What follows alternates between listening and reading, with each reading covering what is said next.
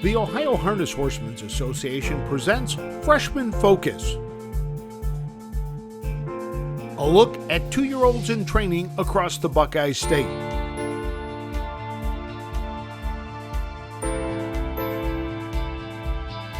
Freshman Focus is presented by Eldorado Scioto Downs, now racing Tuesday through Saturday. First post time, 3:15. By Sugar Valley Farm. Looking for your next quality standardbred racehorse? Look no further than Sugar Valley Farm in Delaware, Ohio. And by the Ohio State Veterinary Medical Center. Caring down to a science. Now here's your host, Roger Houston.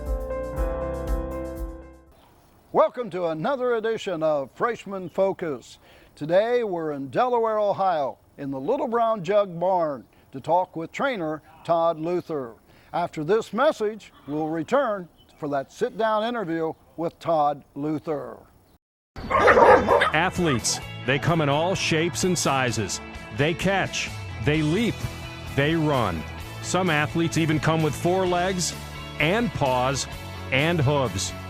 When these beloved family members need care, remember the Ohio State Veterinary Medical Center. Ohio State experts wrote the book on exceptional animal care and know how to get our best friends back on their feet. The Ohio State Veterinary Medical Center. Welcome back to this edition of Freshman Focus with trainer Todd Luther. Todd, last year I talked to your brother Greg, and I asked him if he was going to change the name from Black Magic Racing to something. He says, it depends on what kind of a year we have. Are we going to change the name? Do we have a decent year last year? Yeah, we had a real good year for us. First time out on the big stage, and as of right now, we're not changing it. Last year, your stable made $2.5 million.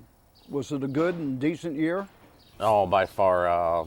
I was pretty happy with the year, but I'm trying to hopefully, once we get everything racing, try to double it this year. Last year, if I remember correctly, you had around 50 horses. How many in the stable this year?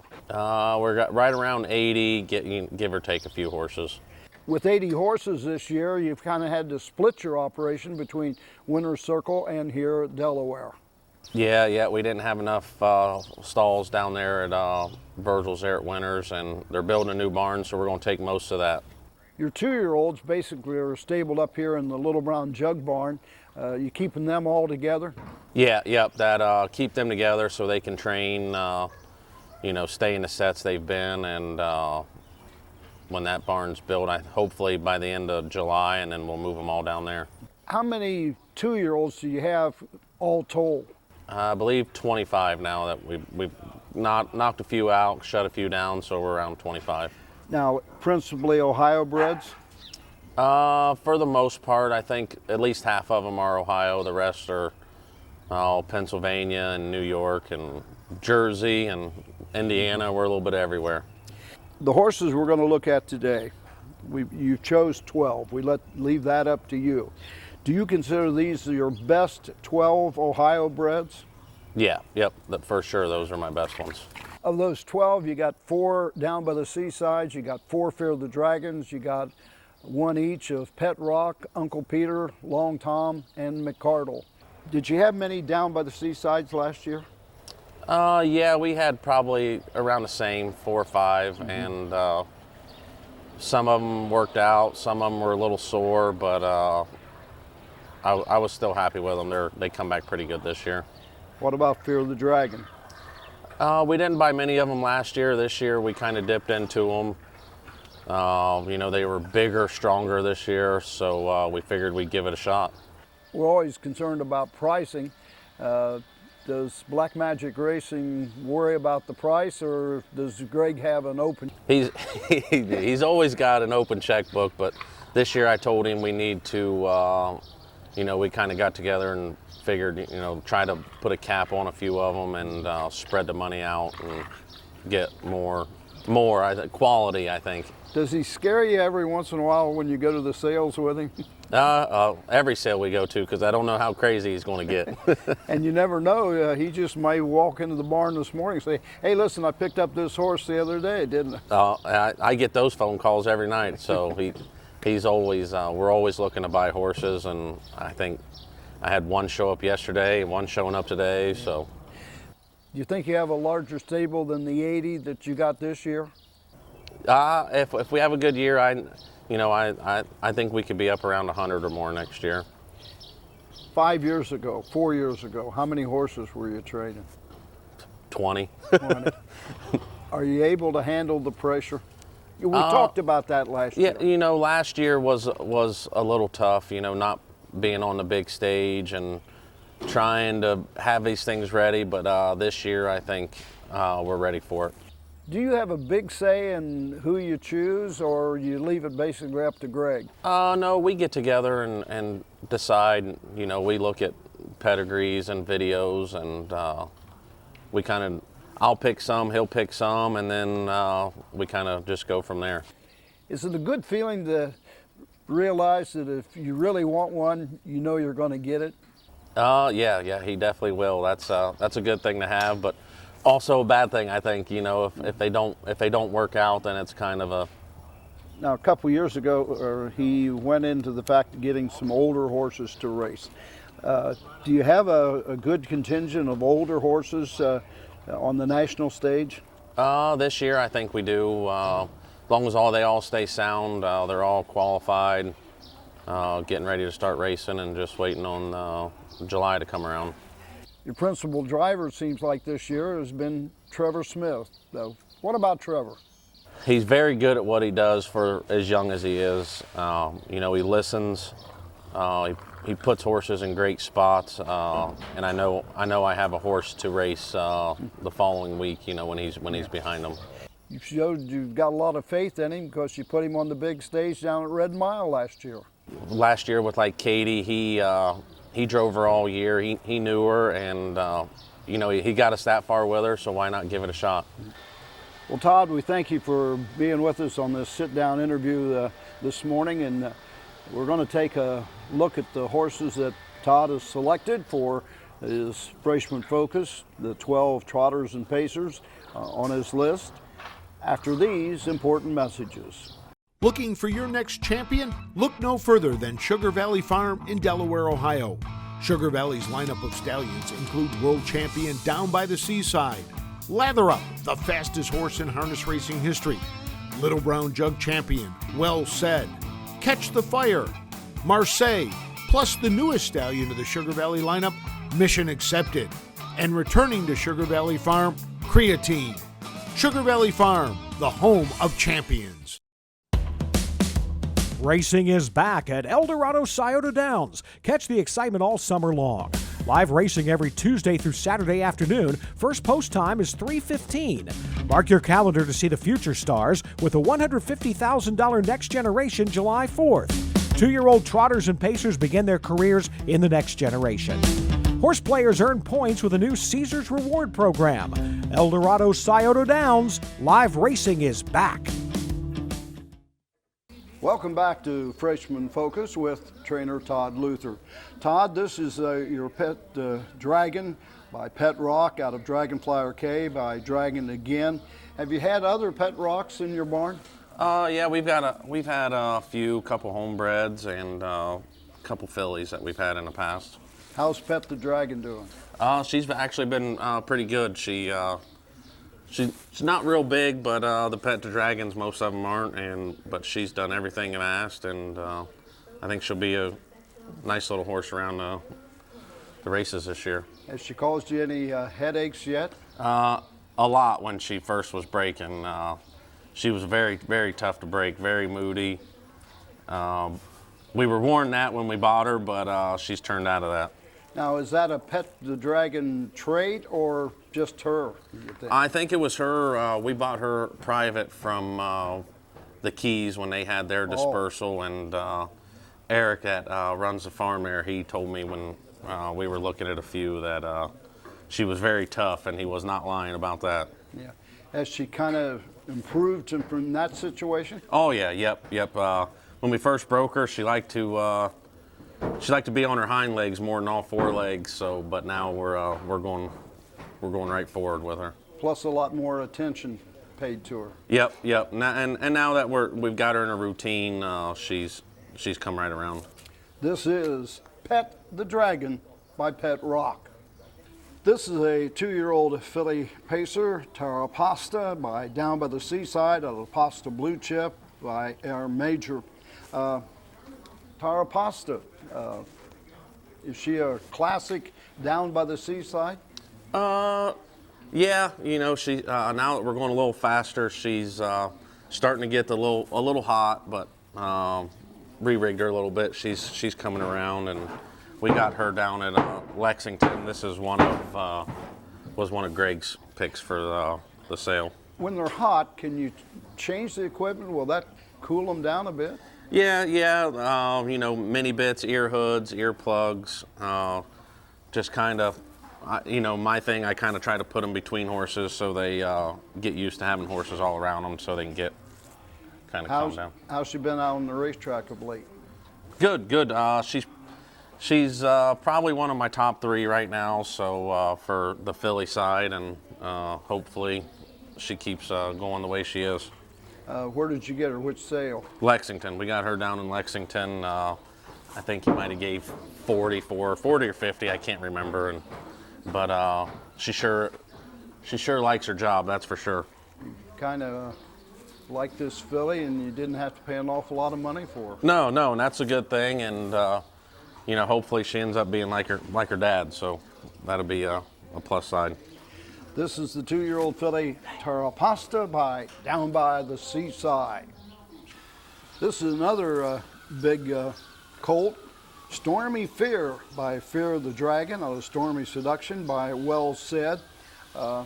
Another horse that's real good size for you. Yeah, he keeps growing. This was one of my picks out of the Ohio Select. I went and looked at him when I worked for Brian.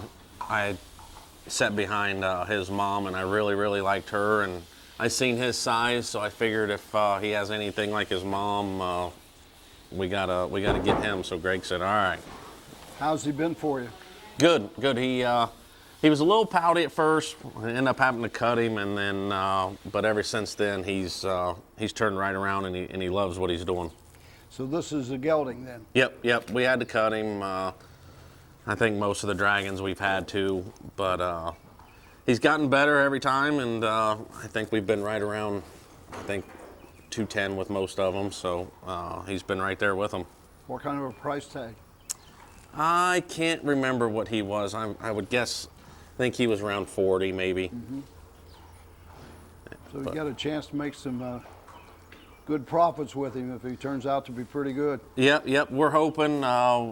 We didn't stake a lot to the fairs this year, so we're hoping that we're sire stake horses with the quality of and the amount of horses that we bought. As a trainer and your brother's an owner and such, the racing opportunities in the state of Ohio with the Buckeye Stallion Series and the Sire Stakes and the county fairs are great business-wise for a large stable. Oh, absolutely. There's so many options, and this year, Scioto Downs just opening. They've wrote series to help us out too. So for the younger horses till the fairs start, and there's a lot of money to be made in this state. This is the gelding pacer Stormy Fear by Fear the Dragon. This is a filly pacer La Marina, Down by the Seaside, out of American Myth by American Ideal. Filly pacer and another Down by the Seaside. Yeah, this was one of our top picks from the Ohio sale. I think we gave 95 or 100 for. Right now, she's probably my best filly, and you can't ask for one that's more professional and attracting her. How much you been with her? She's been right around. I think the set she's in, we've been right around 2.8. 2.8 here at Delaware, Ohio. So Is that about normal where you would like to be at this time of the season? We're probably a little faster than I normally am, but they've done it so easy, and I think I've benefited from going to Florida this year. So they're all. Have you got any slots for the next generation? Yep, we got 3, all but the filly trot. So hopefully we get a draw on all of them. And she would be your filly pacer. Right now we got her, or I got another one, Seaside Tina. Either one of those 2 will probably be in it. You think you have a big decision to make when it comes time to enter? Yeah, because I own some of the other ones, so. But no, we'll see how they qualify and separate from there, because between Marina and Tina, they're both right there for talent and speed. The filly pacer La Marina, right down by the seaside, out of American Myth. This is the gelding pacer Waukesha Dragon by Fear the Dragon, out of Western Gesture, out of Western Hanover. That breeding sounds familiar. Yeah, yep. We got him in Lexington. He's brother to Waukesha Hanover, and I think that was one of the main reasons why we bought him. Why is he a gelding? He was more focused on other things than his business on the track. So, but he's turned right around, and I think he's been right around 210, and got a good way of going. And hopefully, he's got some of his brother shows up in him. When you decide to make him a gelding, is that a rough call to make? On some of them it is, because with the background of some of their family, but it basically comes down to, do you want to make money or do you want to have them sulk up? But so you got to look at the present day more than possible. Yeah, future. yep. Would you rather try to make $500,000 as a gelding, or $100,000 and not cut them? So that's our goal, and we've got a couple studs that catch a fire, and hopefully another. If we have a good year with Captain Kirk, he'd be hopefully our next stud. Ouch. What about it out on the racetrack? He's all business. He's more focused now that the faster we've went with these dragons, the better they've got. So hopefully they keep that trait. Has he been around 2.8 as well? Right around 210. 210. So yep, but he's done it all right, and pretty good gaited horse, and hopefully his brother shows up when it comes to racing. This is the gelding pacer Waukesha Dragon by Fear the Dragon. This is the gelding trotter Diggin' Hot Blondes by Uncle Peter, out of the mare Not Just Blonde by Malabar Man. Diggin' Hot Blondes, and got a lot of white on the head. Yeah. This was kind of one that really wasn't on our radar in Ohio Select until we watched his video, and this was one that Greg ended up saying was coming home no matter what. So. Good gaited, or just a good-looking young horse? No, he's perfect. This horse loves what he does. The more we go, the better he has actually gotten, and he's all business out there, and couldn't ask for a better gaited trotter. Is his rigging kind of clean and ordinary? He's basic as can get. He's blind bridle and a head pole inside. Nothing on the legs or anything? Just trotting boots, that's all. And he could probably go with polos, but the more we've trained him, he's actually turned into a really, really nice horse. You said the pacers, you've been in 2.8, 210. What about the trotters? Oh, they've been right around anywhere from 10 to 13. And on schedule for qualifying in June? Yep. Brian, I think, just sent a text out the other day. I think the first qualifier here will be the 20th of June. Does it mean a lot to have the qualifiers here at Delaware, since you're stable to Delaware? Yeah, for sure. If we was at Virgil's, we'd have to take 25 to qualify. So here, I got a few babies at Virgil's I can qualify at Scioto, and these you don't have to ship anywhere, and makes it way easier on the team and ourselves. The gelding trotter, Diggin' Hot Blondes by Uncle Peter. This is the gelding pacer, Daddy Fat Stacks by Fear the Dragon out of Hawk's Cry Electra by Mantacular. Another Fear the Dragon that you've gelded. Yep, he's not as big as all the other ones, but the other ones don't pack a punch like he does. This is probably my best Ohio colt at the moment. We bought him in the Ohio sale. I remember watching his mom race, so hopefully she ends up being like him. When you geld them, does it stunt their growth to some degree, or does it affect their growth? Some people say it has, but I've never really noticed it. I don't remember his mom being very big, and Fear the Dragon wasn't real big, so. Is he going right with the other trotters? The pacing side, yes. Oh, This is my best Ohio pacer. We've been right around, I think, 2.8 with him. Excuse me for referring to him as a trotter. Looks like one. I guess that's why I said it. I don't know, but Daddy Fat Stacks, any problems with him training? Nope. He's been all business from day one. We've actually had to. You got to put the brakes on him. He wants to go a lot more than what we want, but it's not in a bad way. He's relaxed doing it. He just loves what he does. Have you had your horses in behind a starting gate yet? Yep, down in Spring Garden we did. They towards the end of the year, before we leave, they get the gate out there, so they all get to see it. How important is it for young horses, that first experience behind the gate?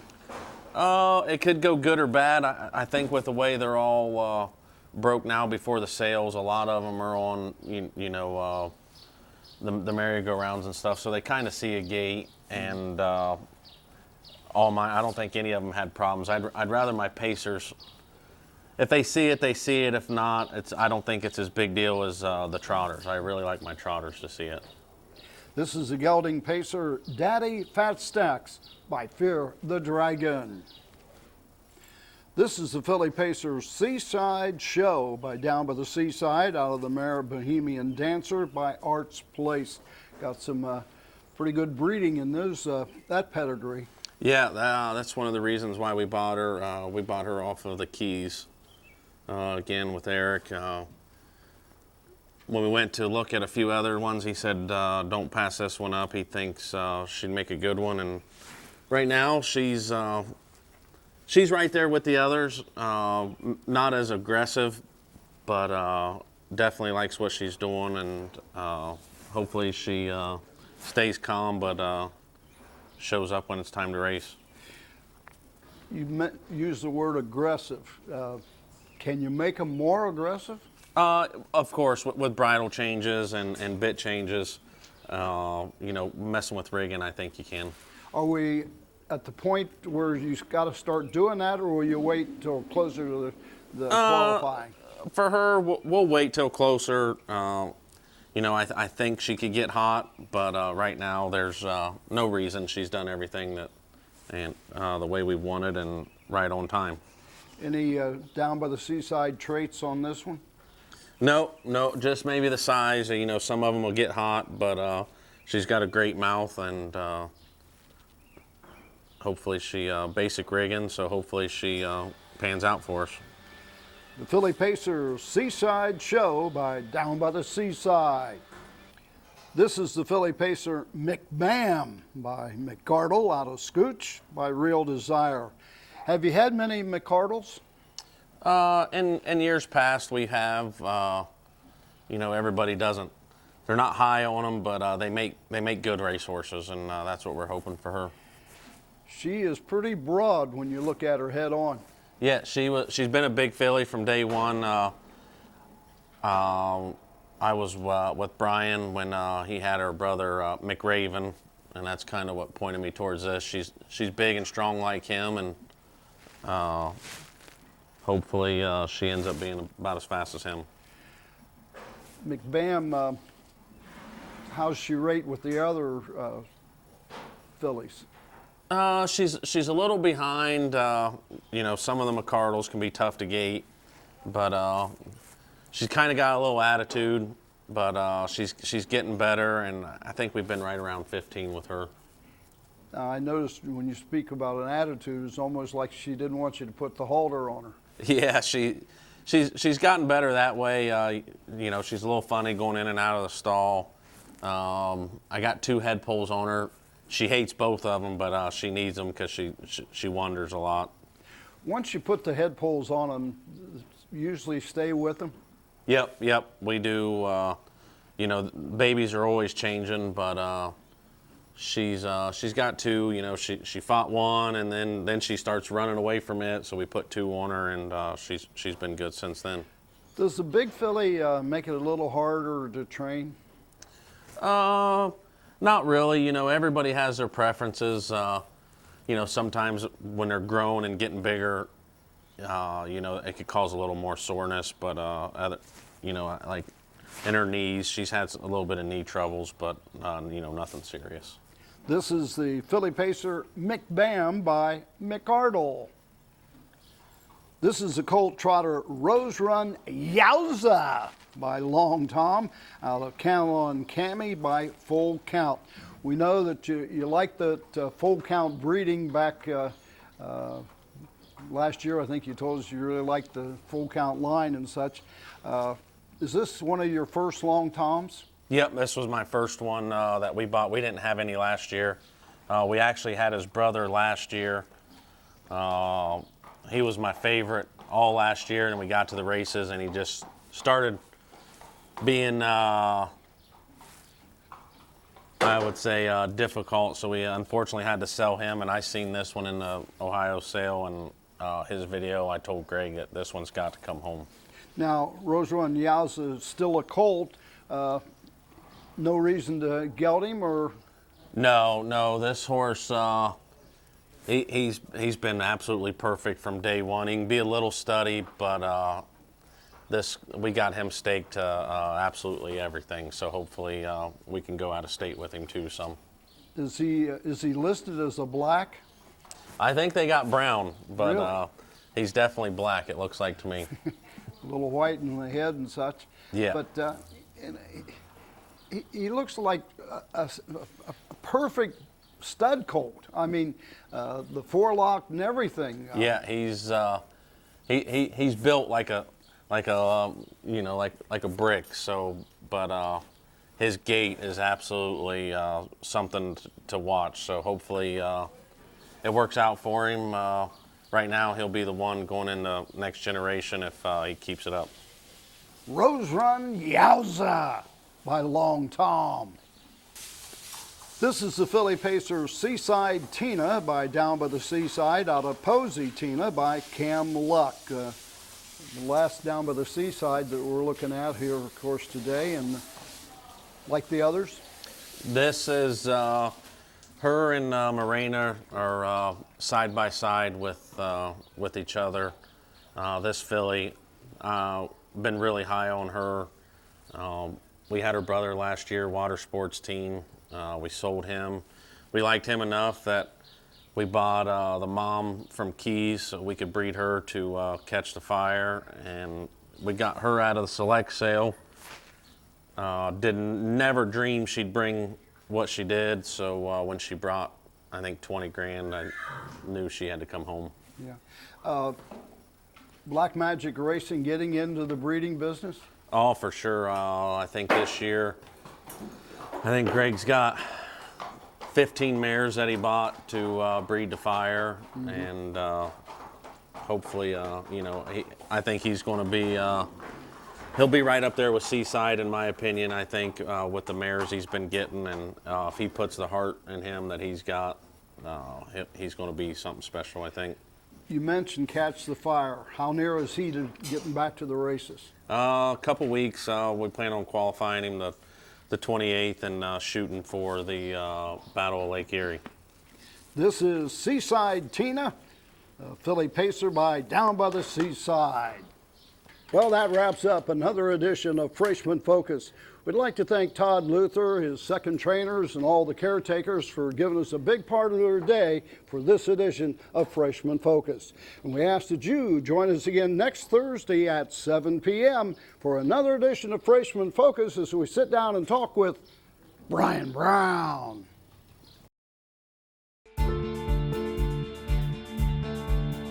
This has been Freshman Focus, a look at 2-year-olds in training across the Buckeye State. Freshman Focus is presented by Eldorado Scioto Downs, now racing Tuesday through Saturday.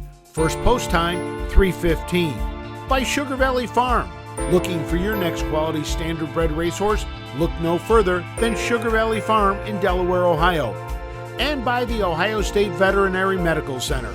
Caring down to a science. Freshman Focus is a presentation of the Ohio Harness Horsemen's Association.